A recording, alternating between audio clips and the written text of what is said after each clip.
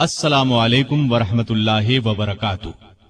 اس بار ہم آپ کی خدمت میں پیش کر رہے ہیں فاروق اعظم، انبیاء کی جماعت اور امت کے سب سے افضل انسان ابو بکر صدیق کے بعد اسلام کے دوسرے خلیفہ راشد فاروق اعظم کا درجہ ہے۔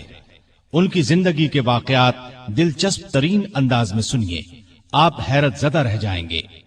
بہت سے ایسے واقعات بھی آپ سنیں گے جو اکثر کتابوں میں شامل نہیں ہیں۔ تو آئیے سنتے ہیں فاروق اعظم۔ پیشکش۔ اللہ تعالی کا ارشاد ہے، وہ لوگ جو اللہ اور اس کے رسولوں پر ایمان لائے ہیں، یہی تو وہ ہیں جو ان کے پروردگار کے نزدیک صدیق اور شہید ہیں، ان کے لیے اجر اور نور ہے۔ رسول اللہ صلی اللہ علیہ وسلم کا ارشاد ہے، اللہ تعالی نے عمر کے دل اور زبان پر حق جاری کر دیا ہے۔ وہ فاروق ہے جس کے ذریعے اللہ تعالی نے حق اور باطل کے درمیان فرق کیا۔ جماعت اصحاب روشن ستارے ہیں، آسمان پر موجود ستاروں کی روشنی کم و بیش ہے۔ یہی مثال صحابہ کرام رضی اللہ عنہم کی ہے، لیکن ہیں سبھی روشن۔ ان میں سب سے نمایاں، سب سے روشن اور سب سے تابناک بہرحال پہلے 4 صحابہ رضی اللہ عنہم ہی ہیں۔ یہی پہلے 4 اصحاب خلفائے راشدین ہیں۔ عشرہ مبشرہ میں بھی سب سے پہلے انہی کا نام ہے۔ آج ہم آپ کو انوکھی خصوصیات والے انسان کی کہانی سناتے ہیں۔ اللہ کے رسول صلی اللہ علیہ وسلم نے اپنے 10 صحابہ کا نام لے کر فرمایا تھا، میرے یہ 10 صحابہ جنتی ہیں۔ گویا انہیں دنیا ہی میں جنتی ہونے کی بشارت عطا ہوئی۔ ان میں سے ایک سیدنا عمر فاروق رضی اللہ عنہ ہیں۔ انبیاء کی جماعت کے بعد اور مسلمانوں کے پہلے خلیفہ راشد یار غار سیدنا ابو بکر کے بعد اس دنیا میں سب سے زیادہ فضیلت دوسرے خلیفہ راشد سیدنا عمر فاروق ہی کو حاصل ہے۔ نبی صلی اللہ علیہ وسلم نے ان کے بارے میں اس طرح دعا فرمائی تھی، اے اللہ اسلام کو عمر کے ذریعے سے قوت اور عزت دے۔ ان کے زمانے میں اسلامی حکومت 22 لاکھ مربع میل رقبے تک پھیل گئی۔ بعض موقعوں پر ان کی تائید میں آیات نازل ہوئیں۔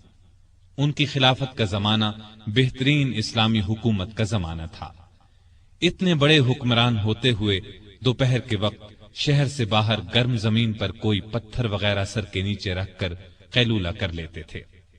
ان کے واقعات اس قدر حیرت انگیز ہیں کہ سننے والے دنگ رہ جاتے ہیں۔ بڑے بڑے طاقتور حکمران ان کے نام سے کانپتے تھے، جبکہ خود ان کا یہ حال تھا کہ جسم پر کھردرا لباس ہوتا تھا۔ آپ یقیناً ان کی زندگی کے انوکھے اوراق پڑھنا پسند کریں گے، لیکن آج آپ پڑھنے کی بجائے سن کر دیکھیں، آپ کو ایک عجیب سا فرحت بخش احساس ہوگا۔ سیدنا عمر فاروق رضی اللہ عنہ ہجری سال شروع ہونے سے 40 سال پہلے 583 عیسوی یا 584 عیسوی میں مکے میں پیدا ہوئے۔ نبی کریم صلی اللہ علیہ وسلم ان سے 13 سال پہلے دنیا میں تشریف لا چکے تھے۔ والدین نے نام عمر رکھا، کنیت ابو حفص تھی، لقب فاروق تھا، یعنی حق اور باطل میں فرق کرنے والا۔ یہ لقب انہیں نبی کریم صلی اللہ علیہ وسلم نے عطا فرمایا۔ حضرت عمر کا سلسلہ نسب 8ویں پشت میں نبی کریم سے جا ملتا ہے۔ آپ نے دنیا میں آنکھ کھولی تو مکے میں قریش کی سرداری تھی۔ یہ قبیلہ اسماعیل علیہ السلام کی اولاد سے تھا۔ قریش کے آگے چل کر 10 کے قریب قبیلے بن گئے۔ ان میں نبی کریم بنو ہاشم سے تھے، ابو بکر بنو تیم سے اور عمر فاروق بنو عدی سے۔ 10 کے 10 قبیلوں کے سپرد الگ الگ کام تھے۔ مثلاً کوئی خانہ کعبہ کی دیکھ بھال کرتا تھا تو کوئی حاجیوں کو پانی پلاتا تھا، کوئی جھگڑوں کے فیصلے کرتا تھا۔ بنو عدی کے ذمے 2 کام تھے۔ قریش کو کوئی ایلچی بھیجنا ہوتا تو یہ بھیجتے تھے۔ دوسرا کام یہ تھا کہ 2 گروہوں میں جھگڑا ہو جاتا تو بنو عدی کا سردار فیصلہ کرتا تھا۔ بنو عدی کے گھر صفا اور مروہ پہاڑیوں کے درمیان میں تھے۔ عمر یہیں پیدا ہوئے اور پرورش پائی۔ ان کے والد خطاب بنو عدی کے سردار تھے۔ जिस जमाने में नबी करीम सल्लल्लाहु अलैहि वसल्लम ने नबूवत का ऐलान किया, खत्ताब फौत हो चुके थे। सैयदना उमर के बचपन के हालात किसी किताब में नहीं मिलते। इतना जिक्र मिलता है कि बड़े हुए तो बाप ने ऊंट चराने पर लगा दिया। ऊंट चराते हुए कभी थक कर बैठ जाते तो बाप मारा करता था। जवानी की उम्र को पहुंचने तक लिखना पढ़ना सीख लिया था। नबी करीम सल्लल्लाहु अलैहि वसल्लम ने जब ऐलान नबूवत किया तो कुरैश में कुल 17 आदमी लिखना पढ़ना जानते थे। इनमें उमर फारूक भी थे। इसके अलावा उन्होंने सिपाहगरी, तेगजनी और घुड़सवारी में कमाल हासिल किया। घुड़सवारी का हाल ये था कि उछलकर घोड़े पर बैठ जाते। कुश्ती का फन भी सीखा। ऊंचे कद के ताकतवर आदमी थे। चोटी के कई पहलवानों से मुकाबले जीते। शायर नहीं थे, अशार पसंद करते थे। तकरीर करने का ढंग भी आता था। मिजाज में गुस्सा और सख्ती थी। जवान होने पर तिजारत का पेशा इख्तियार किया। नबी करीम ने नबूवत का ऐलान किया तो उनकी उम्र 27 साल थी। उस वक्त कुरैश में बहुत ऊंची हैसियत के मालिक थे। मक्के के मुअज़्ज़ज़ लोगों में शुमार होता था। उनके भाई जैद बिन खत्ताब, बहन फातिमा बिनते खत्ताब और बहनोई सईद बिन जैद ने जल्द ही इस्लाम कबूल कर लिया। लेकिन उमर अपने बाप दादा के मजहब पर सख्ती से कायम रहे।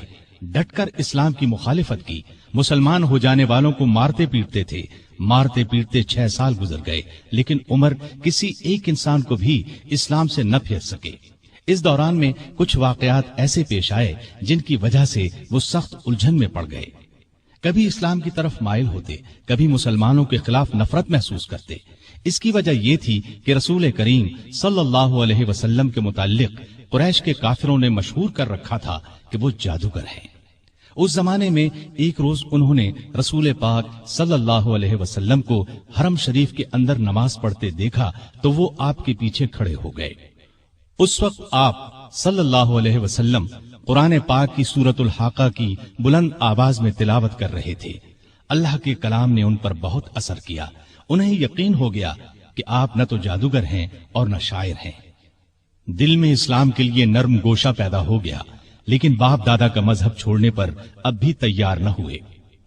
कासिम बिन उस्मान की रिवायत में आया है कि एक दिन तबीयत ने जोश मारा। इरादा किया कि जिस हस्ती की वजह से वो उलझन में हैं, क्यों न उन्हें खत्म कर दें। चुनाचे नंगी तलवार हाथ में लेकर निकले। रास्ते में एक मुसलमान नुऐम बिन अब्दुल्लाह मिल गए। उन्होंने पूछा, खैर तो है, नंगी तलवार लिए कहां जा रहे हैं? बोले, मुहम्मद को कत्ल करने जा रहा हूं। नुऐम ने कहा कि पहले अपने घर की खबर तो लें। आपकी बहन और बहनोई मुसलमान हो चुके हैं। सैयदना उमर उल्टे पांव बहनोई के घर पहुंचे। उस वक्त उनके बहनोई सईद बिन जैद और फातिमा बिनते खत्ताब के घर में रसूलुल्लाह सल्लल्लाहु अलैहि वसल्लम के एक सहाबी खब्बाब बिन अरत भी मौजूद थे। खब्बाब बिन अरत उन्हें कुरान सिखा रहे थे। उमर ने दरवाजे पर दस्तक दी तो खब्बाब घर के एक हिस्से में छुप गए। फातिमा ने कुरान के औराक छुपा दिए, लेकिन उमर तिलावत की आवाज सुन चुके थे। अंदर पहुंचकर पूछा, क्या पढ़ रहे थे? मुझे मालूम हुआ है कि तुम मुसलमान हो चुके हो, अपने बाप दादा के मजहब से फिर गए हो। यह कहकर उन्होंने दोनों को मारना पीटना शुरू कर दिया। बहन के सर पर एक लकड़ी मारी, उनके सर से खून बह निकला। उस वक्त दोनों मियां बीवी के मुंह से निकला, हां ए उमर, हम मुसलमान हो चुके हैं, अल्लाह के रसूल पर ईमान ले आए हैं, तुमसे जो हो सके कर लो, इस्लाम तो अब हमारे दिलों से नहीं निकल सकता। उमर ने बहन का खून देखा और ये अल्फाज सुने तो गुस्सा ठंडा हो गया। बोले, अच्छा, जो तुम पढ़ रहे थे मुझे दिखाओ। बहन ने औराक उन्हें दे दिए। उन पर सूरह तौहा लिखी थी। उन्होंने उसको पढ़ा तो बेइख्तियार पुकार उठे, वाह, कितना उम्दा और आला दर्जे का कलाम है। ये सुनकर खब्बाब बिन अरत भी बाहर निकल आए और बोले, ए उमर, मुझे उम्मीद है अल्लाह ताला ने अपने नबी की दुआ को पूरी करने के लिए आपको चुन लिया है। मैंने कल ही नबी सल्लल्लाहु अलैहि वसल्लम को ये दुआ करते सुना है, इलाही, अबू जहल या उमर बिन खत्ताब के जरिए से इस्लाम को कुव्वत अता कर। बस ए उमर, अल्लाह की तरफ आओ, अल्लाह की तरफ आओ। ये सुनकर सैयदना उमर फारूक ने कहा, मुझे मुहम्मद के पास ले चलो। نبی صلی اللہ علیہ وسلم اس وقت دار ارقم میں تھے۔ عمر رضی اللہ عنہ خباب بن ارت کے ساتھ کمر سے تلوار لٹکائے وہاں پہنچے۔ دروازے پر دستک دی۔ ایک صحابی نے اندر سے ایک جھری میں سے جھانک کر آپ صلی اللہ علیہ وسلم کو بتایا، باہر عمر تلوار کمر سے لٹکائے کھڑے ہیں، نہ جانے کس ارادے سے آئے ہیں۔ آپ کے چچا سیدنا حمزہ رضی اللہ عنہ بھی اس وقت وہاں موجود تھے۔ یہ بہت بہادر تھے، فوراً بولے انہیں اندر آنے دو، نیک ارادے سے آئے تو ٹھیک، ورنہ انہی کی تلوار سے ان کا سر اڑا دوں گا۔ رسول اللہ صلی اللہ علیہ وسلم نے بھی فرمایا انہیں آنے دو، چنانچہ دروازہ کھول دیا گیا۔ عمر اندر داخل ہوئے۔ آپ صلی اللہ علیہ وسلم اٹھ کر ان کی طرف بڑھے، ان کی چادر کو مٹھی میں دبا کر زور سے کھینچتے ہوئے فرمایا، خطاب کے بیٹے، تم کس ارادے سے آئے ہو؟ سیدنا عمر رضی اللہ عنہ نے عرض کیا، اے اللہ کے رسول، میں اللہ اور اس کے رسول پر ایمان لانے کے لیے حاضر ہوا ہوں۔ اس پر آپ صلی اللہ علیہ وسلم نے زور سے اللہ اکبر فرمایا۔ باقی مسلمانوں نے بھی اللہ اکبر کا نعرہ لگایا۔ اب عمر رضی اللہ عنہ نے کلمہ پڑھا، پھر بولے، اے اللہ کے رسول، کیا ہم حق پر نہیں ہیں؟ آپ نے فرمایا، اس ذات کی قسم جس کے قبضے میں میری جان ہے، تم لوگ حق پر ہو۔ یہ سن کر سیدنا عمر فاروق نے عرض کیا، جب ہم حق پر ہیں اور کافر غلط راستے پر، تو پھر اپنا دین کیوں چھپائیں؟ آپ نے فرمایا، اے عمر، ابھی ہماری تعداد تھوڑی ہے اور تم دیکھ رہے ہو کہ ہم کن حالات سے گزر رہے ہیں۔ سیدنا عمر نے یہ سن کر فرمایا، اس ذات کی قسم جس نے آپ کو نبی بنا کر بھیجا ہے، میں اسلام لانے سے پہلے جن لوگوں میں اٹھتا بیٹھتا تھا، اب مسلمان ہو کر ان کے سامنے جاؤں گا۔ اس پر تمام مسلمان دار ارقم سے 2 صفیں بنا کر نکلے اور کعبے کی طرف روانہ ہوئے۔ ایک صف میں عمر تھے، دوسری میں حمزہ۔ سب نے مسجد حرام میں نماز ادا کی۔ قریش نے یہ دیکھا تو طیش میں آ گئے۔ اس وقت تو کچھ نہ کہا، جب عمر تنہا نظر آئے تو ان پر حملہ کر دیا۔ انہوں نے بھی ڈٹ کر مقابلہ کیا۔ آخر کافر انہیں چھوڑ کر چلے گئے۔ یہ واقعہ نبوت کے 6 سال پیش آیا۔ ایمان لانے کے بعد 6 سال تک مکے میں رہے، پھر دوسرے مسلمانوں کے ساتھ مدینہ کی طرف ہجرت کی۔ ایسے میں کفار کو مخاطب ہو کر فرمایا، میں آج مکے سے جا رہا ہوں، کسی میں ہمت ہے تو مجھے روک کر دکھائے۔ کوئی آگے نہ آیا۔ اس طرح آپ قباء پہنچے۔ پھر نبی کریم صلی اللہ علیہ وسلم اور ابو بکر ہجرت کر کے وہاں تشریف لائے۔ مسجد قباء کی تعمیر کے بعد سب نے مدینے کا رخ کیا۔ ہجرت کے وقت سیدنا عمر فاروق کی عمر 40 سال کے قریب تھی۔ اس کے بعد وہ 23 برس اس دنیا میں رہے۔ یہ سارا زمانہ مدینے میں گزارا، مسجد نبوی کی تعمیر میں حصہ لیا۔ آپ صلی اللہ علیہ وسلم نے مہاجرین اور انصار میں بھائی چارہ کرایا تو اتبان بن مالک کو ان کا بھائی بنایا۔ انہوں نے اپنا نصف مکان انہیں دے دیا۔ عبداللہ بن زید نے خواب میں اذان کے الفاظ سنے۔ انہوں نے یہ الفاظ نبی کریم صلی اللہ علیہ وسلم کو سنائے تو آپ صلی اللہ علیہ وسلم نے سیدنا بلال کو حکم دیا، اذان کہیں۔ جو ہی انہوں نے اذان شروع کی، سیدنا عمر فاروق اپنی چادر گھسیٹتے ہوئے آئے اور بولے، اے اللہ کے رسول صلی اللہ علیہ وسلم، اس ذات کی قسم جس نے آپ کو نبی بنا کر بھیجا ہے، میں نے بھی بالکل یہی الفاظ خواب میں سنے ہیں۔ یہ سن کر آپ بہت خوش ہوئے۔ آج تک اذان انہی الفاظ میں دی جا رہی ہے اور قیامت تک دی جاتی رہے گی۔ ہجرت کے دوسرے سال بدر کی لڑائی پیش آئی۔ سیدنا عمر فاروق بھی اس غزوے میں شریک ہوئے۔ اس غزوے میں انہوں نے ایک نامی بہادر عاص بن ہشام کو قتل کیا۔ یہ رشتے میں ان کا ماموں تھا۔ اگلے سال احد کی لڑائی ہوئی۔ سیدنا عمر اس لڑائی میں بھی شریک ہوئے۔ بدر کی لڑائی میں عمر فاروق کی بیٹی سیدہ حفصہ بیوہ ہو گئی تھی۔ نبی کریم صلی اللہ علیہ وسلم کی خواہش پر سیدنا عمر نے ان کا نکاح آپ سے کر دیا۔ اس طرح وہ رسول کریم صلی اللہ علیہ وسلم کے سسر بنے۔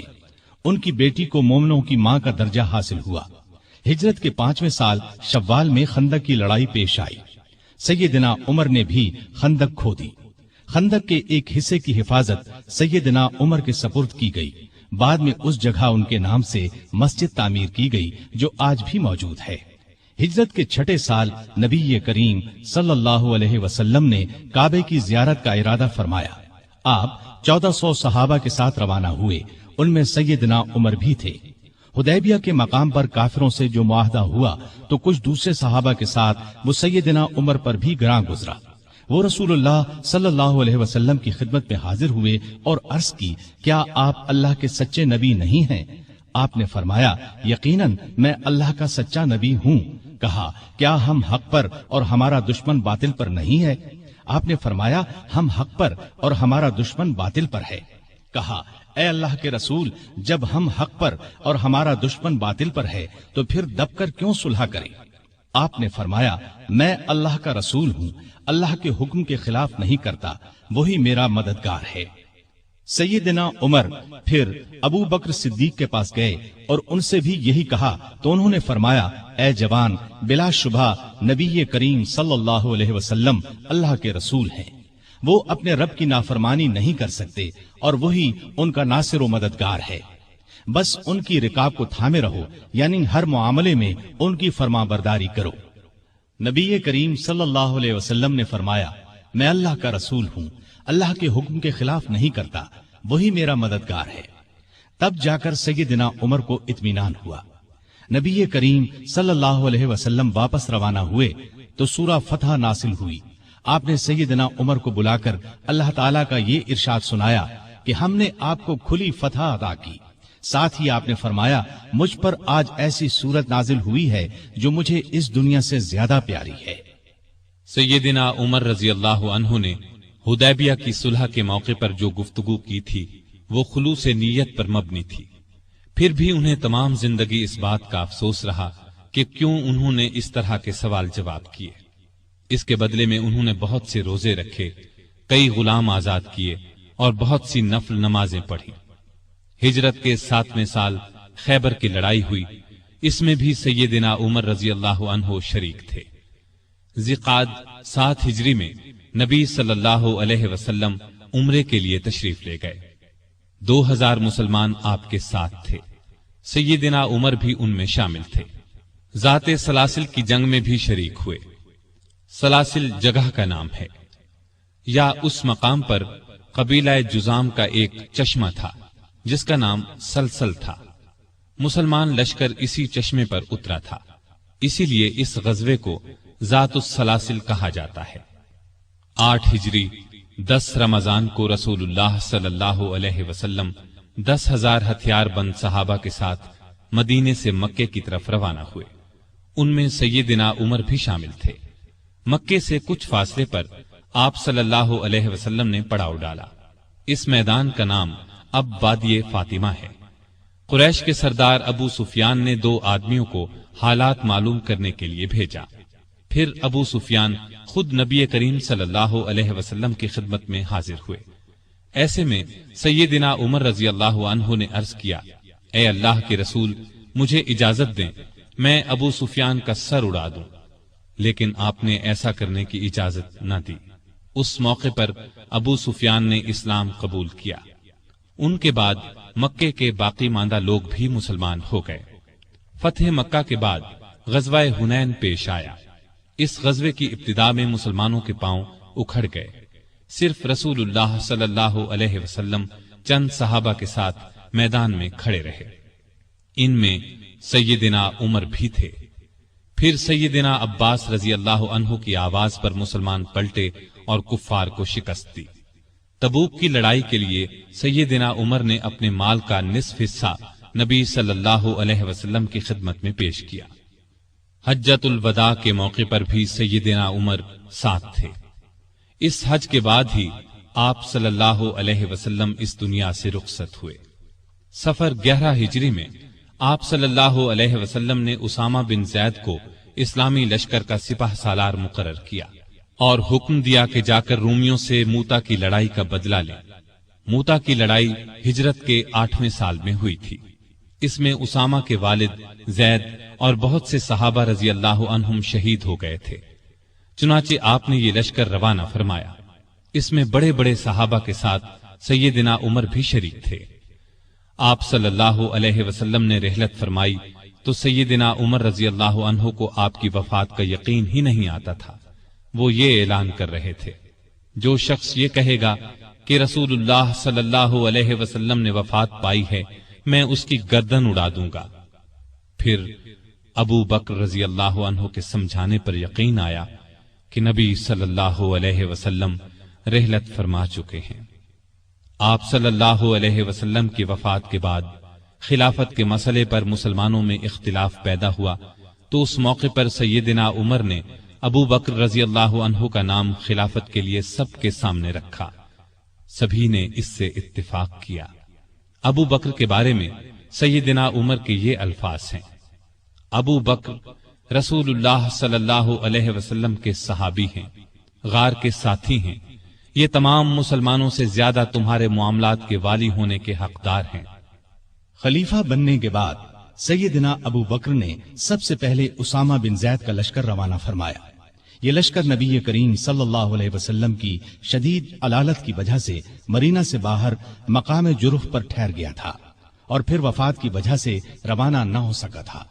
اس موقع پر سیدنا ابو بکر نے اسامہ بن زید سے کہا کہ سیدنا عمر فاروق رضی اللہ عنہ کو ان کے پاس چھوڑ جائیں، کیونکہ ان کے مشوروں کی ضرورت پڑے گی۔ اسامہ بن زید نے خوشی سے یہ بات منظور کی۔ ابو بکر کی خلافت 2.25 برس رہی۔ تمام عرصے میں سیدنا عمر ان کے خاص مشیر رہے۔ اس دوران میں سیدنا عمر نے سیدنا ابو بکر کو مشورہ دیا کہ قرآن کو ایک جگہ جمع کر دیا جائے۔ انہوں نے یہ مشورہ اس لیے دیا کہ یمامہ کی لڑائی میں قرآن مجید کے حافظ بہت سے صحابہ شہید ہو گئے تھے۔ آخر یہ کام زید بن ثابت، سیدنا عمر اور بہت سے دوسرے صحابہ رضی اللہ عنہم کی مدد سے مکمل ہوا۔ جمادی الاولی 13 ہجری میں سیدنا ابو بکر سخت بیمار ہو گئے۔ بچنے کی امید نہ رہی تو انہوں نے خلافت کے بارے میں چند بڑے بڑے صحابہ سے مشورہ کیا۔ خود انہوں نے سیدنا عمر کا نام تجویز کیا۔ بعض صحابہ نے اس پر کہا کہ وہ مزاج کے بہت سخت ہیں۔ اس پر ابو بکر نے فرمایا، جب ان پر خلافت کا بوجھ پڑے گا تو نرم ہو جائیں گے۔ اس طرح تمام مسلمانوں کا سیدنا عمر کی خلافت پر اتفاق ہو گیا۔ سیدنا ابو بکر نے آخر وقت میں سیدنا عمر کو یہ وصیت کی کہ عراق میں مسلمان ایرانیوں سے لڑ رہے ہیں، ان کے لیے فوراً مدد بھیجی جائے۔ اس وصیت کے بعد 22 جمادی الاخری کو سیدنا ابو بکر نے وفات پائی۔ تمام مسلمانوں نے خوشی سے سیدنا عمر کی بیعت کر لی۔ اس طرح وہ مسلمانوں کے دوسرے خلیفہ راشد بنے۔ خلیفہ بنتے ہی انہوں نے ابو بکر کی وصیت کے مطابق عراق کی طرف ایک لشکر روانہ کیا۔ ابو عبیدہ رضی اللہ عنہ کو لشکر کا سالار مقرر فرمایا، اور اس طرح مسلمانوں کی عظیم الشان فتوحات کا سنہری دور شروع ہوا۔ Iraq, Madain, Hulwan, Jazira, Khuzestan, Nahavand, Isfahan, Hamadan, Azerbaijan, Tabaristan, Armenia, Fars, Kerman, خراسان، سیستان، مکران، دمشق، حمص، لاذقیہ، یرموک، قنسرین، حلب، انطاکیہ اور بیت المقدس فتح ہوئے۔ بیت المقدس کی فتح کا واقعہ کچھ اس طرح ہے کہ مجاہدین اسلام نے قریباً 3 سال میں سارا شام فتح کر لیا۔ اب فلسطین کے صرف 2 بڑے شہر رہ گئے تھے، بیت المقدس جسے یروشلم بھی کہا جاتا ہے، اور قیصاریہ۔ اس زمانے میں فلسطین شام ہی کا حصہ تھا۔ 16 ہجری میں مسلمانوں نے دوسری لڑائیوں سے فارغ ہو کر بیت المقدس کا محاصرہ کر لیا۔ اس شہر میں ابراہیم علیہ السلام، اسحاق علیہ السلام، سلیمان علیہ السلام، عیسیٰ علیہ السلام اور دوسرے نبیوں کی بہت سی یادگاریں ہیں۔ رسول اللہ صلی اللہ علیہ وسلم کی بھی معراج کے سفر میں پہلی منزل یہی تھی۔ مسلمانوں کا پہلا قبلہ بھی یہی تھا۔ نہ صرف یہودی اور عیسائی بلکہ مسلمان بھی اس کی بہت عزت کرتے تھے اور کرتے ہیں۔ مسلمانوں نے جب بیت المقدس کا محاصرہ کیا تو شہر کے باشندوں نے شہر کے دروازے بند کر لیے۔ چند دن تو اس طرح گزرے، پھر انہوں نے مسلمانوں کے سپہ سالار ابو عبیدہ بن جراح کو پیغام بھیجا کہ ہم شہر مسلمانوں کے حوالے کرنے کے لیے تیار ہیں، لیکن شرط یہ ہے کہ مسلمانوں کے خلیفہ خود یہاں آئیں اور صلح کا معاہدہ کریں۔ ابو عبیدہ بن جراح نے یہ بات سیدنا عمر کو لکھ بھیجی۔ خلیفہ ثانی سیدنا عمر نے صحابہ سے مشورہ کر کے وہاں جانے کا فیصلہ کیا۔ آپ نے رجب 16 ہجری میں حضرت علی رضی اللہ عنہ کو اپنا قائم مقام بنایا اور روانہ ہو گئے۔ उस वक्त दुनिया के बड़े बड़े हुक्मरान उनका नाम सुनकर कांपते थे, लेकिन अपने वक्त के सबसे बड़े हाकिम के सफर का हाल ये था कि चंद बुजुर्ग सहाबा के सिवा उनके साथ कोई नहीं था। फौज, न खेमे, न कारे, न झंडे, एक ऊंट पर सवार थे। उस पर सत्तू और खजूर के 2 थैले लादे हुए थे। एक तरफ पानी की मश्क लटक रही थी। रास्ते में खाने का वक्त आता तो सब मिलकर खा लेते। आपका लिबास बहुत मामूली सा था। बैतुल मक़दिस के करीब पहुंचे तो सहाबा ने मशवरा दिया कि लिबास तब्दील कर ले। कीमती पोशाक पेश की, लेकिन आपने वो लिबास पहनने से इनकार कर दिया और फरमाया, अल्लाह ने हमें जो इज्जत दी है वो इस्लाम की वजह से है और हमारे लिए यही काफी है। गरज इसी हालत में शहर में दाखिल हुए। ईसाइयों ने शहर आपके हवाले कर दिया। मुसलमानों ने वहां एक मस्जिद बनाई, उसका नाम मस्जिद उमर रखा। ये आज भी मौजूद है और अब तक मस्जिद उमर कहलाती है। 14 हिजरी में मुसलमानों ने हिम्स को फतह कर लिया था। 17 हिजरी को रोम के बादशाह हिरक्ल ने हिम्स मुसलमानों से छीनने के लिए समुंदर के रास्ते फौज भेजी। इस फौज ने हिम्स का मुहासरा कर लिया। जजीरे के लोगों ने भी हिरक्ल को ऐसा करने पर उकसाया था। चुनाचे जजीरे से भी 30,000 फौज आकर हिरक्ल की फौज से मिल गई। सैयदना अबू उबैदा बिन जर्राह रजी अल्लाह अन्हु ने इन हालात की इत्तिला सैयदना उमर फारूक को भेजी तो उन्होंने उनकी मदद के लिए मजीद फौज रवाना की। दूसरी तरफ सुहैल बिन अदी की सरकर्दगी में एक फौज जजीरे की तरफ रवाना कर दी। खुद भी मदीने से चलकर दिमश्क आ गए ताकि नजदीक से तमाम हालात पर नजर रख सकें। सुहैल बिन अदी जजीरे की तरफ बढ़े तो जजीरे से हिम्स की तरफ रवाना होने वाली फौज को अपने घर की फिक्र पड़ गई। वो हिरक्ल की फौज का साथ छोड़कर वापस जजीरे चले गए। उधर अबू उबैदा बिन जर्राह ने खालिद बिन वलीद के मशवरे से शहर से निकलकर हिरक्ल की फौज पर हमला कर दिया। घमसान की लड़ाई के बाद रोमियों ने बदतरीन शिकस्त खाई। 4000 रोमियों ने इस्लाम कबूल कर लिया। 4000 मारे गए और बाकी भाग निकले। इस लड़ाई के बाद फिर कभी हिरक्ल को शाम पर चढ़ाई की जुर्रत न हुई। 18 हिजरी में इराक में ताउन की वबा फैली। इसमें बड़े बड़े सहाबा फौत हो गए। चंद एक के नाम ये हैं। अबू उबैदा बिन जर्राह जो मुसलमानों की फौज के सिपा सालार भी थे, मुआज बिन जबल रजी अल्लाह अन्हो, यजीद बिन अबी सुफियान रजी अल्लाह अन्हो, शुराहबील बिन हसना रजी अल्लाह अन्हो और कई बड़े बड़े सहाबा इस वबा में फौत हुए।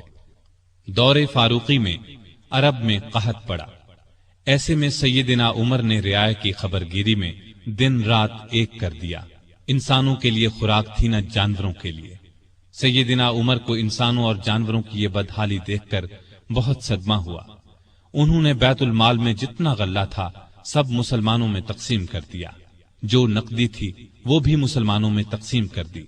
तमाम सूबों के हाकिमों को खत लिखे कि फौरन ज्यादा से ज्यादा गल्ला रवाना करो। चुनाचे अबू उबैदा बिन जर्राह ने शाम के इलाके से 4000 ऊंट गले से लदे हुए भेजे। अम्र बिन आस ने मिस्र से समुंदर के रास्ते बहरी जहाज रवाना किए।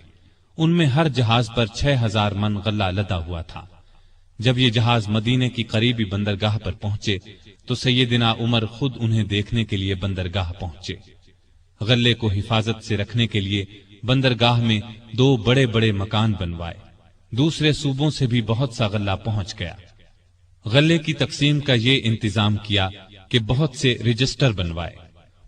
उनमें कहत का शिकार होने वालों के नाम दर्ज किए गए।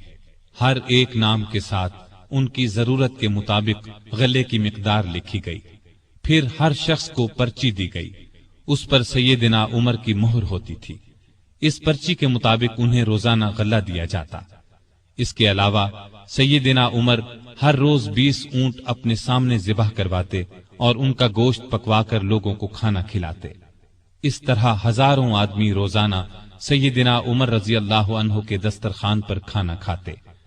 गले के अलावा लोगों में कपड़े और खजूरें भी तकसीम की जाती और खुद अपना ये हाल था कि उस जमाने में गोश्त, दूध और घी खाना बिल्कुल छोड़ दिया था। अक्सर भूखे रहते या आम लोगों के साथ खुद भी खाते। इस तरह इसका असर आपके जिस्म पर पड़ा। लोग उन्हें देखते और कहते, اگر قحط دور نہ ہوا تو رعایا کا غم انہیں مار ڈالے گا۔ ایک دن ایک شخص سے پانی مانگا، اس کے پاس شہد تھا، اس نے وہی پیش کر دیا۔ آپ نے شہد پینے سے انکار کر دیا اور فرمایا، قیامت کے دن اگر مجھ سے پوچھا گیا کہ لوگ روٹی کو ترس رہے تھے اور تو شہد کھاتا تھا تو میں کیا جواب دوں گا؟ ایسا بھی ہوا کہ گھی کا برتن اور آٹے کی بوری اٹھواتے اور جہاں کہیں بھوکوں کا مجمع نظر آتا اپنے خادم کی مدد سے کھانا تیار کرواتے اور انہیں کھلاتے۔ دیہاتوں میں جاتے، وہاں اونٹ ذبح کرتے، گوشت، آٹا اور کپڑے لوگوں میں تقسیم کرتے۔ قحط کے دنوں میں سخت بے چین رہتے اور دعا کرتے تھے، اے اللہ، میرے عملوں کی وجہ سے محمد صلی اللہ علیہ وسلم کی امت کو تباہ نہ کر۔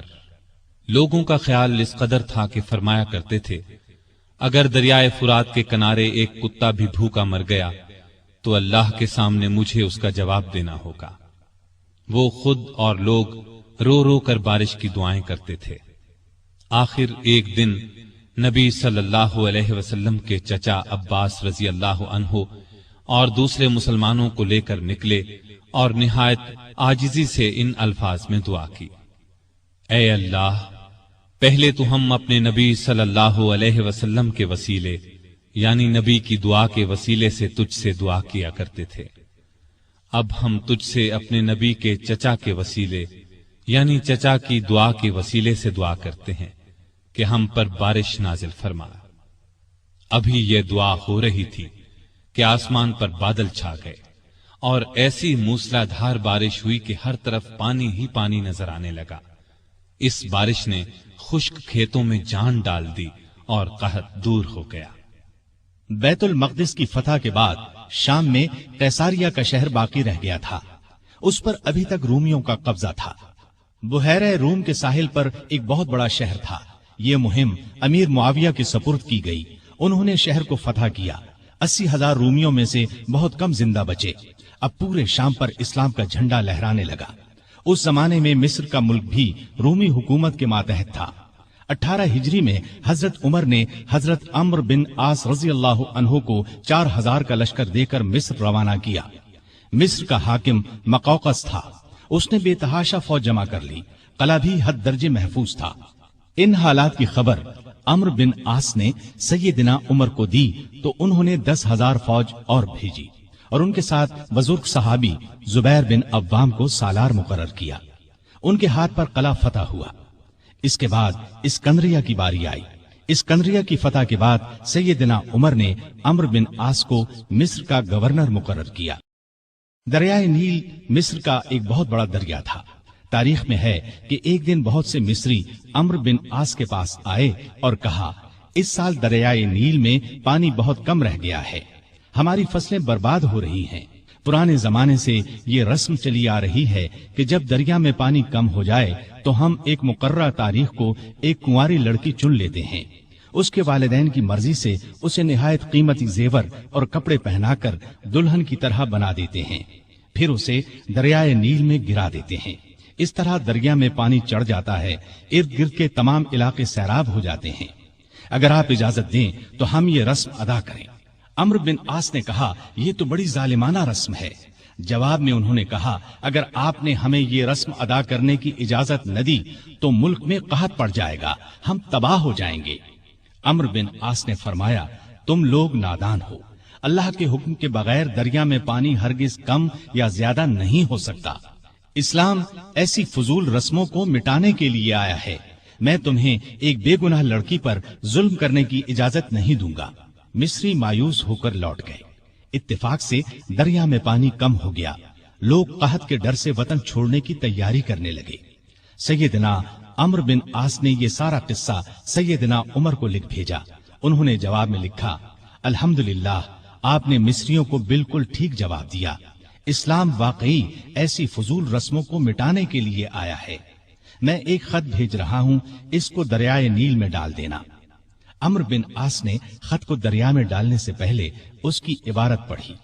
اس کے الفاظ یہ تھے، اے نیل، اگر تو اپنے اختیار سے بہہ رہا ہے تو مت بہہ، اور اگر تو اللہ تعالیٰ کے حکم سے بہہ رہا ہے تو میں اللہ تعالیٰ کے حضور دعا کرتا ہوں کہ وہ تجھے پہلے کی طرح زیادہ پانی کے ساتھ جاری کر دے۔ یہ رقعہ دریا میں ڈال دیا گیا۔ دوسرے دن جب مصر کے لوگ سو کر اٹھے تو انہوں نے اللہ کی قدرت کا عجیب نظارہ دیکھا۔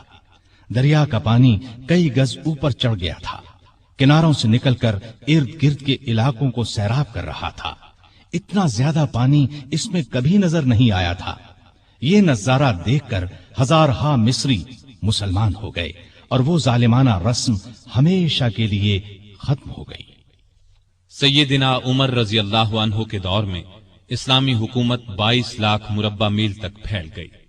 اس میں عرب کے علاوہ عراق، ایران، مصر، فلسطین، بحرین، آرمینیا، آذربائیجان، سیستان وغیرہ بہت سے ملک شامل تھے۔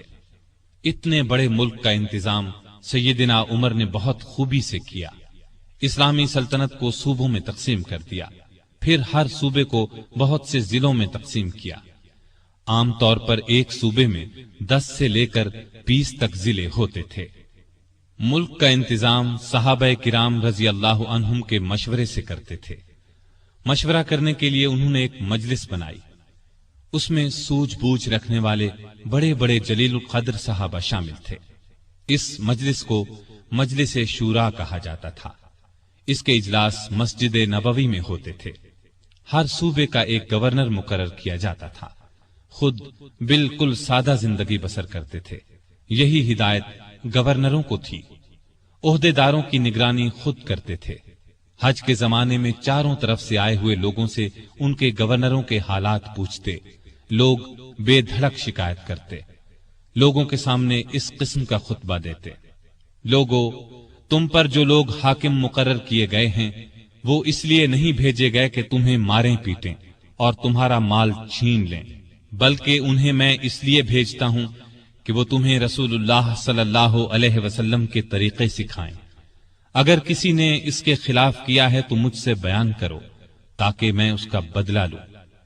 لوگوں کو عام اجازت تھی کہ وہ کسی وقت بھی اپنی شکایت پیش کر سکتے تھے۔ ایک مرتبہ مصر کے ایک غریب شخص نے شکایت کی کہ گورنر کے بیٹے نے بلا وجہ اسے پیٹا ہے۔ آپ نے باپ بیٹے کو بلوا لیا۔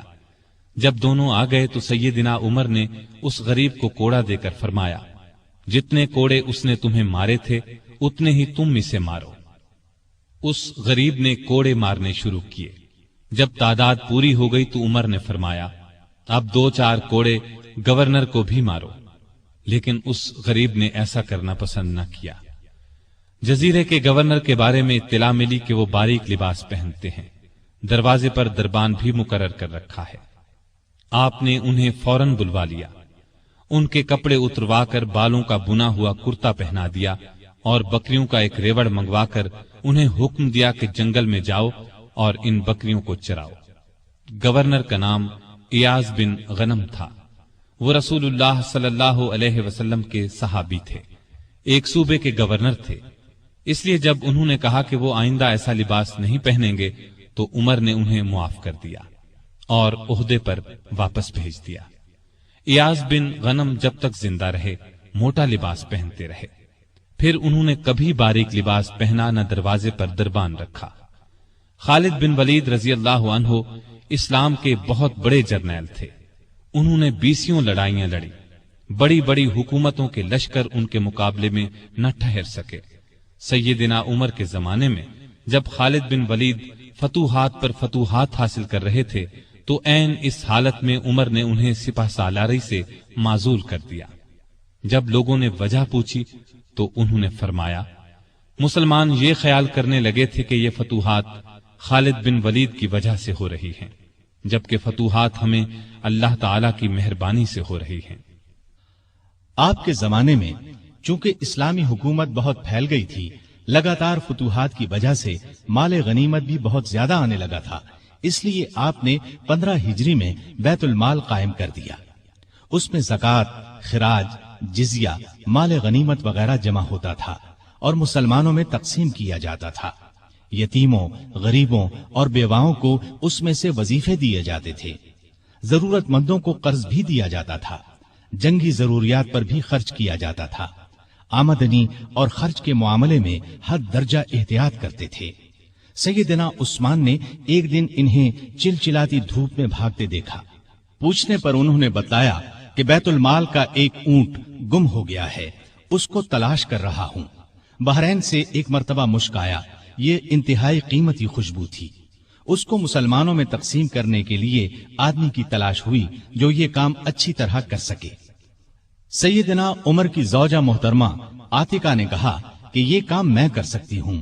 سیدنا عمر نے فرمایا، نہیں، میں تمہیں اس کی اجازت نہیں دے سکتا، اس لیے کہ تمہاری انگلیوں پر جو مشک لگ جائے گا وہ تم اپنے کپڑوں پر لگا لو گی، اس طرح عام مسلمانوں سے زیادہ تمہارے حصے میں آئے گا۔ ایک مرتبہ بیمار ہو گئے، لوگوں نے علاج کے طور پر شہد تجویز کیا۔ بیت المال میں شہد موجود تھا، لیکن آپ نے لینا گوارا نہ کیا۔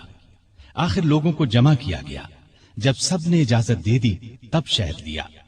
آپ نے عدل و انصاف کا بہترین نمونہ دنیا کو دکھایا۔ اللہ سے ڈرنے والے قاضی مقرر کیے، ان کی تنخواہیں مقرر کی، انہیں حکم دیا کہ تمام فیصلے قرآن اور حدیث کے مطابق کیے جائیں۔ قرآن اور حدیث میں حکم نہ ملے تو جس رائے پر عالموں کا اتفاق ہو اس کے مطابق فیصلہ دیا جائے۔ انہوں نے کوفہ میں شریح کو قاضی مقرر کیا، ان کے فیصلے بہت مشہور ہوئے۔ امیر المومنین کے خلاف بھی فیصلے دے دیتے تھے۔ سیدنا علی نے بھی انہیں اپنے دور میں قاضی کے عہدے پر قائم رکھا۔ قبیلہ غسان کے بادشاہ جبلہ نے اسلام قبول کر لیا۔ وہ حج کرنے کے لیے آیا، اس کی چادر پر ایک غریب بدو کا پاؤں آ گیا۔ اس نے بدو کو زور سے تھپڑ دے مارا، بدو کی ناک کی ہڈی ٹوٹ گئی۔ وہ سیدنا عمر کی خدمت میں حاضر ہو گیا، انصاف کا طلبگار ہوا۔ سیدنا عمر نے جبلہ کو بلا بھیجا، وہ حاضر ہوا تو آپ نے اسے کہا، تم نے اس غریب مسلمان سے زیادتی کی ہے، لہذا بدلہ دو۔ یہ غریب تمہیں اس جگہ تھپڑ مارے گا جس جگہ اس کے منہ پر تھپڑ لگا ہے۔ ہاں، اگر تم اس سے معافی مانگ لو اور یہ معاف کر دے تو اور بات ہے۔ جبلہ نے کہا، مجھے ایک دن کی مہلت دی جائے تاکہ میں غور کر سکوں۔ جبلہ کو ایک دن کی مہلت مل گئی۔ وہ وہاں سے فرار ہو کر شام چلا گیا اور دوبارہ عیسائی مذہب اختیار کر لیا۔ ایک مرتبہ حج کے موقع پر ایک شخص نے گورنر کی شکایت کی کہ اس نے مجھے بے قصور 100 کوڑے مارے ہیں۔ سیدنا عمر رضی اللہ عنہ نے شکایت درست پائی تو حکم دیا، تم بھی اسے 100 کوڑے مارو۔ ایک عیسائی کسان نے شکایت کی کہ اس کے کھیتوں سے مسلمان فوج گزری ہے جس سے اس کا نقصان ہوا ہے۔ آپ نے بیت المال سے اسے 10,000 درہم دینے کا حکم دیا۔ سیدنا عمر فاروق نے عام لوگوں کو منع کر دیا کہ وہ شریعت کے کسی مسئلے پر اپنا فیصلہ دیں۔ اس کام کے لیے انہوں نے فتوے جاری کرنے کا محکمہ قائم کیا۔ فتوے دینے والے بزرگوں کے نام یہ ہیں: سیدنا عثمان، سیدنا علی، سیدنا عبد الرحمن بن عوف، سیدنا ابی بن قعب، سیدنا معاذ بن جبل، سیدنا زید بن ثابت، سیدنا ابو درداء، سیدنا ابو ہریرہ رضی اللہ تعالی عنہم۔ سیدنا عمر رضی اللہ تعالی عنہ نے پولیس کا محکمہ قائم کیا۔ رعایا کی خبرگیری رکھنے کے لیے راتوں کو گشت لگایا کرتے تھے۔ ملک شام کے سفر سے لوٹ رہے تھے کہ ایک بڑھیا نظر آئی۔ اس سے پوچھا کہ بڑی بی، عمر کے بارے میں کچھ معلوم ہے؟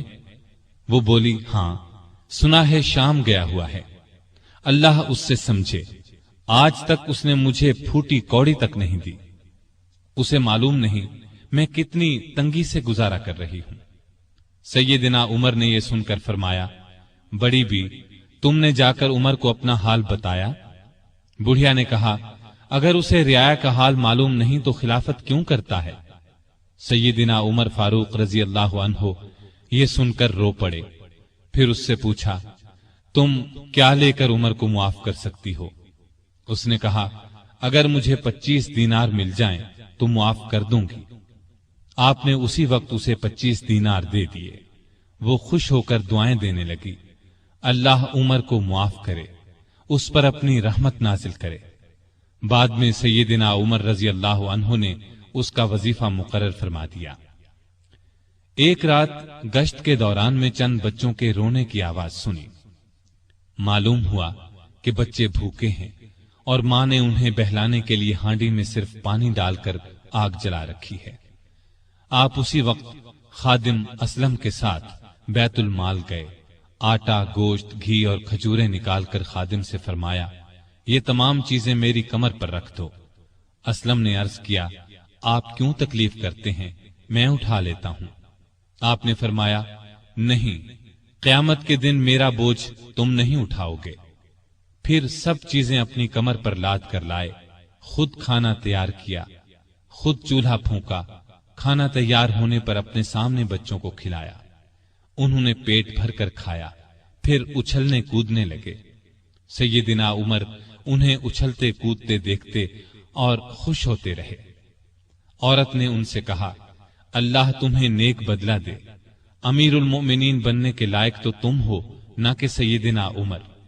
سیدنا عمر فاروق رضی اللہ عنہ یہ سن کر مسکرائے، پھر واپس مدینہ آئے اور اس عورت کا وظیفہ مقرر کر دیا۔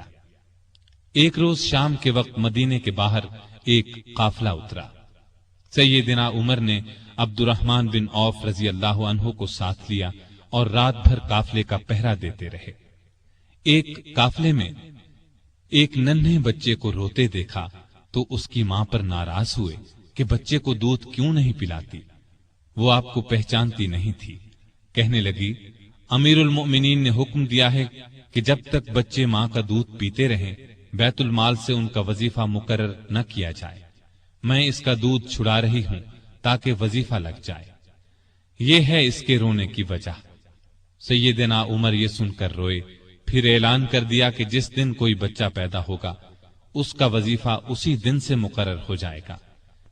ایک مرتبہ لوگوں کو کھانا کھلا رہے تھے، ایک شخص کو بائیں ہاتھ سے کھانا کھاتے دیکھا۔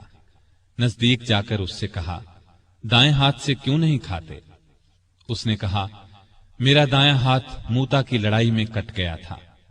یہ سن کر سیدنا عمر رونے لگے، اس کے پاس بیٹھ گئے اور بولے، افسوس، تمہیں وضو کون کراتا ہوگا؟ پھر اس کی خدمت کے لیے ایک خادم دیا اور ضرورت کی چیزیں اس کے گھر بھجوائیں۔ ایک رات گشت کے دوران میں ایک عورت کی آواز سنی، وہ اپنی بچی سے کہہ رہی تھی، دودھ میں پانی ملا دے۔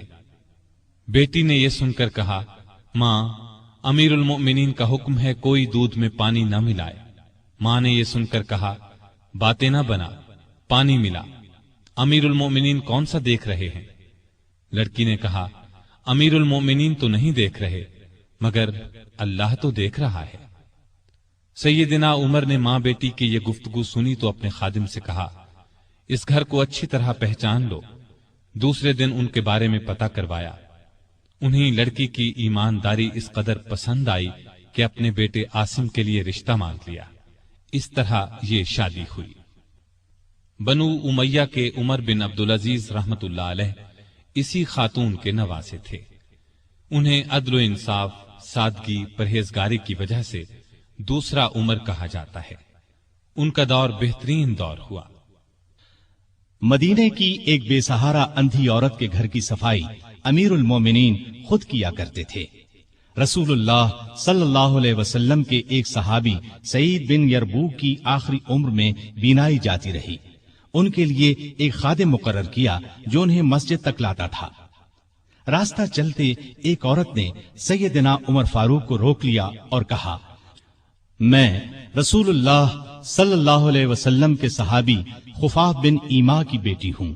شوہر فوت ہو گیا ہے، چھوٹے چھوٹے بچے ہیں، کوئی زمین بھی نہیں ہے، بچوں کو گھر میں چھوڑ کر محنت مزدوری بھی نہیں کر سکتی کہ بچوں کو کوئی نقصان نہ پہنچ جائے۔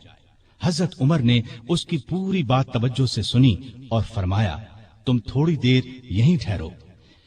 یہ کہہ کر گھر گئے۔ واپس لوٹے، ایک موٹے تازے اونٹ پر بہت سا سامان لدا ہوا ساتھ لائے۔ اس پر کپڑے اور نقد رقم بھی تھی۔ اس عورت سے فرمایا، یہ اونٹ لے جاؤ، جب ختم ہو جائے تو بتا دینا۔ جہاد پر جانے والے مسلمانوں کے گھر والوں کا بہت خیال رکھتے تھے۔ ان کے گھروں میں جا کر ان کی عورتوں سے کہتے، تمہیں بازار سے کچھ منگوانا ہو تو میں لا دیتا ہوں۔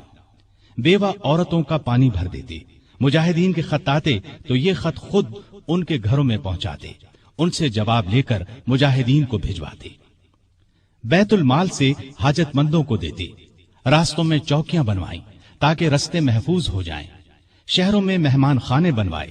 ملک میں جگہ جگہ نہریں کھدوائیں جن سے آپاشی آسان ہو گئی، سڑکیں اور پل بنوائے، نئے شہر بسائے، قریباً 4000 مسجدیں تعمیر کروائیں، حرم کعبہ کو وسیع کروایا، مسجد نبوی کو وسیع کروایا، مردم شماری کا نظام رائج کیا، سکہ جاری کیا، سن ہجری قائم کیا، جنگوں کا سلسلہ بڑھا تو فوجی نظام قائم کیا، فوجیوں کی تنخواہیں مقرر کی، مجاہدین کے بیوی بچوں اور غلاموں کے لیے وظیفے مقرر کیے، فوج کو 2 حصوں میں تقسیم کیا، ایک باقاعدہ فوج جو ہمیشہ محاذوں پر رہتی تھی، دوسری رضاکار فوج، یہ لوگ عموماً گھروں میں رہتے تھے، ضرورت پڑنے پر انہیں محاذ پر بھیجا جاتا، ان کی تنخواہیں باقاعدہ فوج سے کم تھیں۔ ملک میں جگہ جگہ فوجی چھاونیاں قائم کی، چھاونیوں کے ساتھ استبل تعمیر کروائے، ان میں 4-4 ہزار گھوڑے تیار رہتے تھے، اونٹ بھی موجود رہتے، فوج کے ساتھ خزانچی، طبیب، جراح، غنیمت کے مال کا حساب رکھنے والے، دوسری زبانیں جاننے والے اور دشمن کی جاسوسی کرنے والے بھی رہتے تھے۔ فوج کی تعلیم کا بھی انتظام کیا، فوج کو یہ ہدایات تھیں کہ دشمن سے جو عہد کرو اس کو پورا کرو، بچوں، عورتوں، بوڑھوں اور راہبوں کو قتل نہ کرو، مال غنیمت میں خیانت نہ کرو، آبادیوں کو ویران نہ کرو، پھلدار درختوں کو نہ کاٹو، جو لوگ جنگ میں قیدی بنا لیے جائیں انہیں ان کے قریبی رشتہ داروں سے جدا نہ کرو، لڑائی میں مارے جانے والوں کے ہاتھ پاؤں، ناک کان نہ کاٹو، قرآن اور حدیث کی تعلیم عام کر دی۔ سیدنا عمر خود بہت بڑے فقیہ تھے، انہوں نے تمام علاقوں میں فقیہ مقرر کیے، لوگ ان سے دینی مسائل پوچھتے تھے۔ ان کے زمانے میں اسلام کی بہت اشاعت ہوئی، غیر مسلموں سے اچھے سلوک کی وجہ سے بھی اسلام بہت تیزی سے پھیلا، انصاف کا دامن کسی قیمت پر نہیں چھوڑتے تھے۔ شام میں مسلمانوں کو مسجد بنانے کے لیے ایک زمین کی ضرورت پیش آئی، زمین ایک یہودی کی تھی، مسلمانوں نے زمین اس سے خریدنا چاہی لیکن یہودی نے انکار کر دیا، مسلمانوں نے زبردستی زمین پر قبضہ کر کے مسجد بنا لی، یہودی نے سیدنا عمر سے شکایت کی، سیدنا عمر فاروق نے حکم دیا کہ مسجد ناجائز طریقے سے بنائی گئی ہے، اسلام اس کی اجازت نہیں دیتا، مسجد کو گرا کر زمین یہودی کو دے دی جائے۔ چنانچہ زمین یہودی کو واپس دے دی گئی، اس نے اس جگہ اپنا مکان بنا لیا۔ سیدنا عمر فاروق رضی اللہ عنہ دعا کیا کرتے تھے کہ اے اللہ مجھے اپنی راہ میں شہادت نصیب فرما، مجھے اپنے رسول کے شہر میں موت دے۔ خلافت کے 11ویں سال اللہ تعالیٰ نے ان کی یہ دونوں دعائیں پوری کر دیں۔ ذی الحج 23 ہجری میں حج کے لیے مکہ گئے۔ آپ جب حجر اسود کو بوسہ دیتے تو کہتے تھے، اے حجر اسود، میں جانتا ہوں کہ تو ایک پتھر ہے، تو نہ نفع دے سکتا ہے اور نہ نقصان۔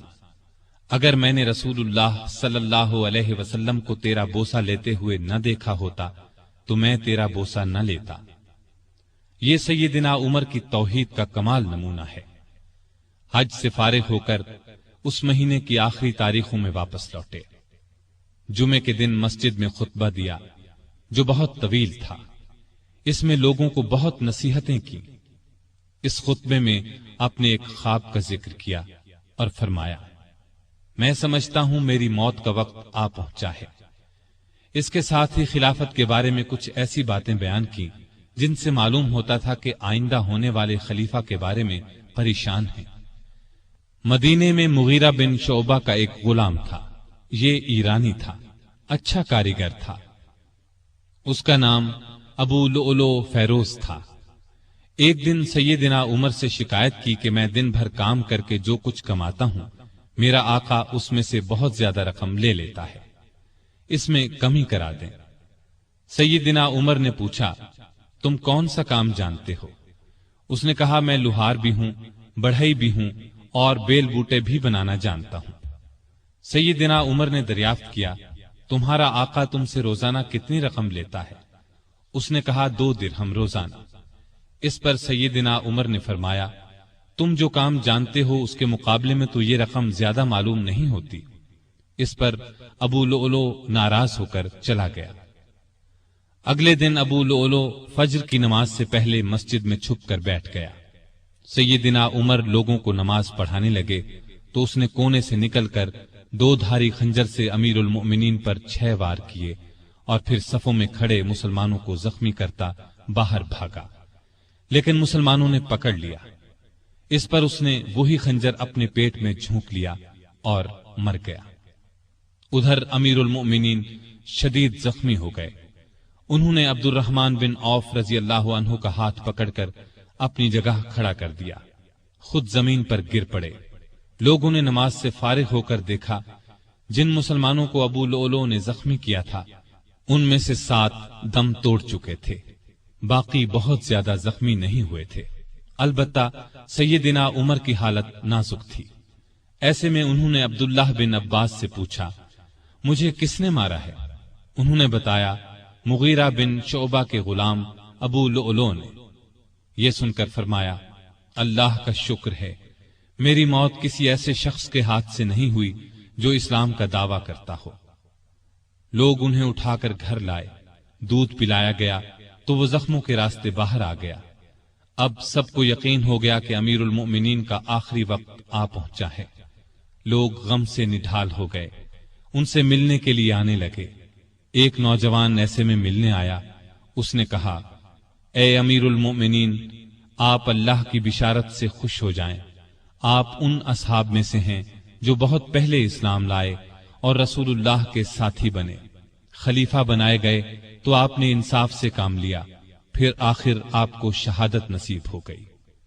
یہ سن کر سیدنا عمر نے فرمایا، اے بھتیجے، اللہ کرے یہ چیزیں میرے گناہوں کے برابر برابر ہی ہو جائیں، مجھے کوئی عذاب ہو نہ ثواب۔ مطلب ان کے کہنے کا یہ تھا کہ بس عذاب سے بچ جاؤں۔ وہ نوجوان واپس جانے لگا تو سیدنا عمر فاروق رضی اللہ عنہ کی نظر اس کی چادر پر پڑی جو زمین کو چھو رہی تھی۔ اس نازک حالت میں بھی انہیں شریعت کا اس قدر پاس تھا کہ فرمایا، اس نوجوان کو واپس بلاؤ۔ اسے واپس ان کے سامنے لایا گیا تو فرمایا، اے بھتیجے، اپنا تہبند اونچا باندھو، اس سے کپڑا بھی صاف رہے گا اور تمہارے رب کے نزدیک یہ پرہیزگاری کی بات بھی ہے۔ سیدنا ابن عباس رضی اللہ عنہ نے ان کا مرتبہ اور نیکیاں بیان کی تو فرمایا، اللہ کی قسم، اگر میرے پاس دنیا بھر کا سونا ہوتا تو اس سے پہلے کہ میں اللہ کے عذاب کو دیکھوں میں اسے اللہ کی راہ میں دے دیتا، یعنی عذاب کے خوف سے سارا سونا خیرات کر دیتا۔ اس کے بعد اپنے بیٹے عبداللہ کو بلایا، ان سے پوچھا کہ مجھ پر کتنا قرض ہے۔ انہوں نے حساب لگا کر بتایا، 86,000 درہم۔ اس پر انہیں کچھ ہدایات دی۔ آخر میں فرمایا، اس قرض کو میری طرف سے ادا کر دینا۔ اس کے بعد فرمایا، ام المومنین عائشہ صدیقہ رضی اللہ تعالی عنہا کے پاس جاؤ اور کہو، عمر بن خطاب آپ کو سلام کہتا ہے اور اپنے 2 ساتھیوں یعنی نبی کریم صلی اللہ علیہ وسلم اور ابو بکر کے ساتھ دفن ہونے کی اجازت چاہتا ہے۔ عبداللہ بن عمر عائشہ صدیقہ کی خدمت میں حاضر ہوئے۔ وہ اس وقت سیدنا عمر کے صدمے میں رو رہی تھی۔ ان کا پیغام سن کر فرمایا، یہ جگہ میں نے اپنی قبر کے لیے رکھی تھی، لیکن اپنے آپ پر عمر کو ترجیح دیتی ہوں۔ سیدنا عبداللہ یہ جواب سن کر واپس آئے اور سیدنا عمر کو ان کا جواب بتایا۔ آپ نے اللہ کا شکر ادا کیا، پھر فرمایا، میں مر جاؤں تو میرا جنازہ اٹھا کر وہاں لے جانا اور انہیں سلام کر کے ایک بار پھر عرض کرنا، عمر بن خطاب اجازت طلب کرتا ہے، اگر اجازت دے دیں تو مجھے اندر لے جا کر دفن کر دینا، اور اگر انکار کر دیں تو عام مسلمانوں کے قبرستان میں دفن کر دینا۔ حالت جب زیادہ نازک ہو گئی تو فرمایا، خلافت کا حقدار عثمان، علی، زبیر، عبد الرحمن بن عوف اور سعد بن ابی وقاص رضی اللہ عنہم سے زیادہ کسی کو نہیں سمجھتا۔ رسول اللہ صلی اللہ علیہ وسلم بھی وفات تک ان سے خوش تھے۔ ان میں سے جسے خلیفہ چن لیا جائے اس کی اطاعت کرنا۔ پھر اپنے بعد ہونے والے خلیفہ کو وصیت کی کہ مہاجرین اور انصار سے اچھا سلوک کرنا، جو لوگ ہماری پناہ میں آ گئے ان کی جانوں اور مالوں کی حفاظت کرنا، उनसे किए हुए हर आहद को पूरा करना। आप 27 जिलहज 23 हिजरी को जख्मी हुए। 3 दिन बाद यकम मुहर्रम 24 हिजरी को वफात पाई और शहादत के दर्जे पर फायज हुए। उस वक्त उम्र 63 साल थी। जनाजा चारपाई पर रखा गया तो चारों तरफ लोग जमा हो गए। सैयदना अली रज़ी अल्लाह अन्हु आए तो फरमाया, अल्लाह आप पर रहम फरमाए, आपने कोई ऐसा शख्स नहीं छोड़ा कि अल्लाह के सामने जाने के लिए मुझे उसके अमल आपके अमल से ज्यादा पसंद हो। अल्लाह की कसम, मुझे उम्मीद थी कि अल्लाह आपको आपके दोनों साथियों के साथ रखेगा, इसलिए कि मैं अक्सर रसूलुल्लाह सल्लल्लाहु अलैहि वसल्लम को इस तरह फरमाते हुए सुना करता था, मैं गया और अबू बकरो उमर गए, मैं दाखिल हुआ और अबू बकरो उमर दाखिल हुए, मैं निकला और अबू बकरो उमर निकले। जनाजा हजरत सुहैब रज़ी अल्लाह अन्हु ने पढ़ाया। हजरत अली, उस्मान, साद बिन अबी वक्कास और अब्दुर्रहमान बिन औफ रज़ी अल्लाह अन्हुम ने कब्र में मैयत को उतारा और इस्लाम के इस बहुत बड़े फर्जंद को हमेशा के लिए रसूलुल्लाह सल्लल्लाहु अलैहि वसल्लम और सैयदना अबू बकर रज़ी अल्लाह अन्हु का साथ नसीब हो गया है। सैयदना उमर रज़ी अल्लाह अन्हु ने कई शादियां की। उनसे 8 या 9 लड़के, 4 या 5 लड़कियां हुई।